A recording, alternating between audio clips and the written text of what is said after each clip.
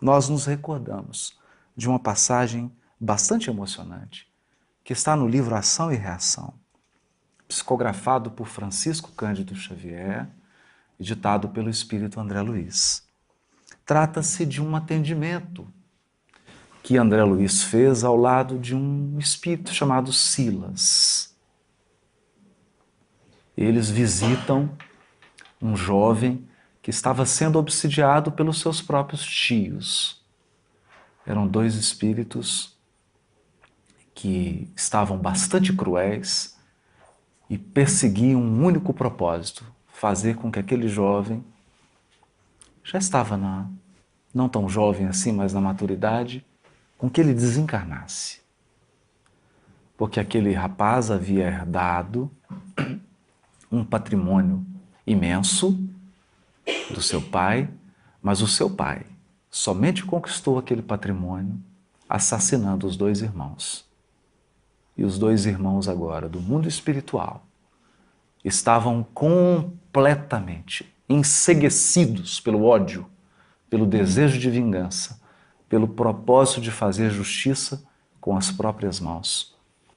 Mas, para espanto de André Luiz, Silas não condena, não aponta dedo, não faz nenhuma censura aos obsessores. Ele apenas começa a visitá-los todos os dias e conversa um pouco.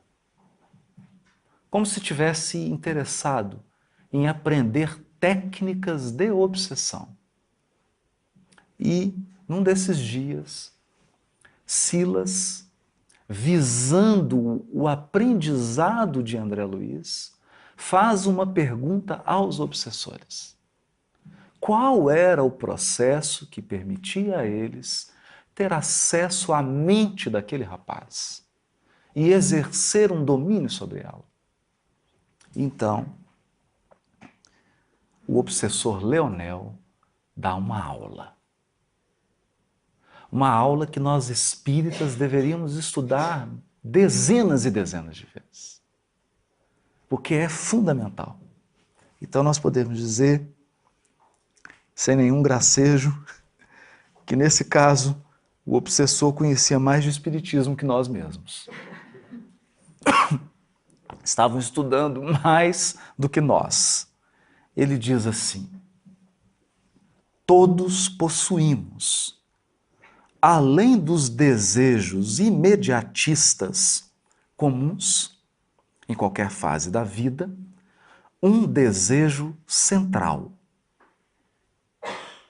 Um desejo central, ou tema básico dos interesses mais íntimos. Ele está dizendo, no dia a dia, nós nos envolvemos num conjunto de atividades e às vezes as desenvolvemos de forma mecânica.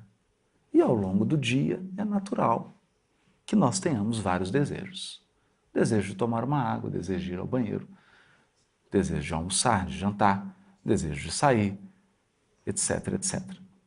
Mas não são desses desejos corriqueiros que eles estão falando. Eles estão falando de um desejo central. Cada um de nós possui um desejo central que nos move. Algo que nos faz buscar, trabalhar, agir. Um desejo central. Ou tema básico. Por isso, além dos pensamentos vulgares, comuns que nos aprisionam à experiência rotineira, emitimos com mais frequência os pensamentos que nascem do desejo central, que nos caracteriza. Pensamentos esses que passam a constituir o reflexo dominante de nossa personalidade. Por que reflexo?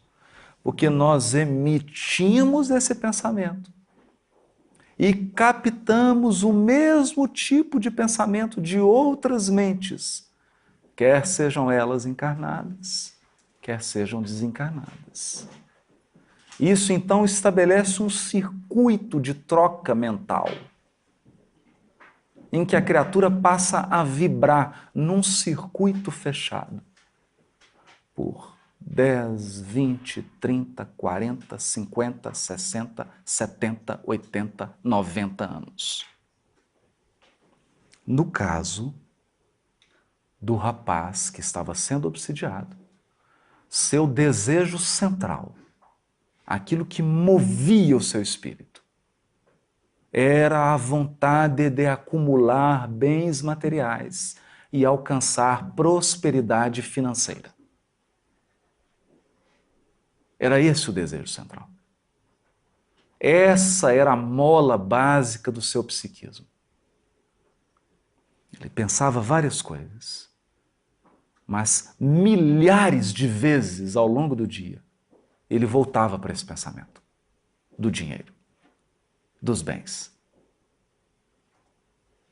E assim emitia e captava pensamentos. Desse modo, continua o obsessor, é fácil conhecer a natureza de qualquer pessoa em qualquer plano, através das ocupações e posições em que prefira viver. Assim é que a crueldade é o reflexo do criminoso. Que interessante. Quer dizer, a tônica do criminoso é a crueldade. A cobiça é o reflexo do usurário. A maledicência é o reflexo do caluniador. O escárnio é o reflexo do ironista. E a irritação é o reflexo do desequilibrado, tanto quanto a elevação moral é o reflexo do santo. Conhecido o reflexo da criatura que nos propomos retificar ou punir, olha o que a fala do obsessor. Ele está dizendo, conhecido o reflexo da criatura que a gente quer retificar, que a gente quer corrigir ou punir, é muito fácil superalimentá-la com excitações.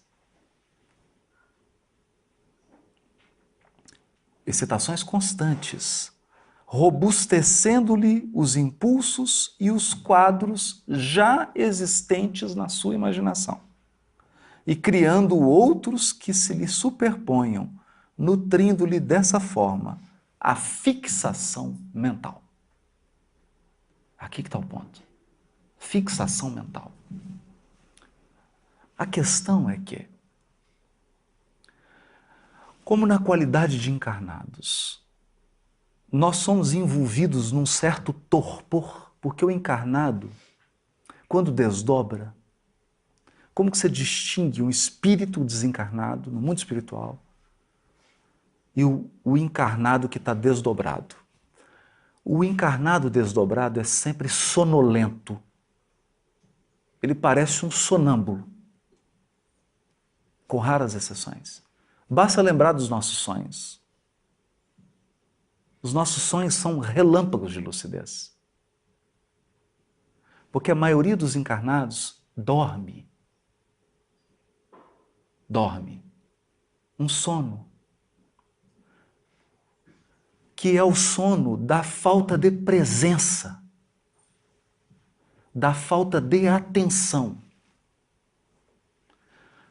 A maioria das coisas que faz mecanicamente. E não se percebe do que o move. Não se dá conta de quais desejos o levam a fazer coisas. Ele simplesmente faz, inconsciente. Então, o grau de inconsciência é tão profundo, que o que ele tem vontade de fazer, ele faz sem pensar, nem que ele está com vontade. Esse é um ponto importantíssimo. E é em cima desse elemento que muitas vezes as obsessões se tornam tão simples, tão simples, tão simples, porque basta soprar a brasa. Nenhum obsessor coloca algo que não já está em você, que não está em mim. Ninguém introduz um elemento novo, ele simplesmente sopra o que já existe em mim.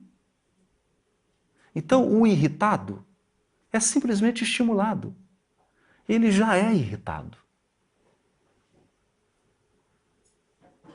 Ele já age com nervosismo naturalmente. Ele não consegue refletir sobre a sua própria ansiedade. A sua resposta já é automática. Ele é um sonâmbulo, ele não pensa, ele não sente, ele não para, não se conhece. Não há espelho, ele não se enxerga. Esse é um ponto importantíssimo, porque basta uma singela influência, basta um alimento, e a criatura sai fazendo automaticamente, como se fosse um droide teleguiado.